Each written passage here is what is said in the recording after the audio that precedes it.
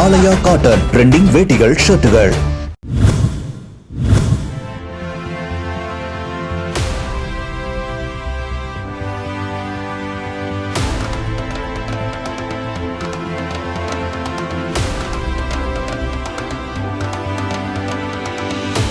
செங்கல்பட்டு தொகுதி திமுக வேட்பாளர் கார்த்திக் தண்டபாணி ஊரப்பாக்கத்தில் பிரச்சாரம் மேற்கொண்டார். பிரச்சார வாகனத்தை விட்டு திடீரென இறங்கிய தண்டபாணி போக்குவரத்தை சீர் செய்தார். பிறகு மீண்டும் பிரச்சாரத்தை தொடர்ந்தார்.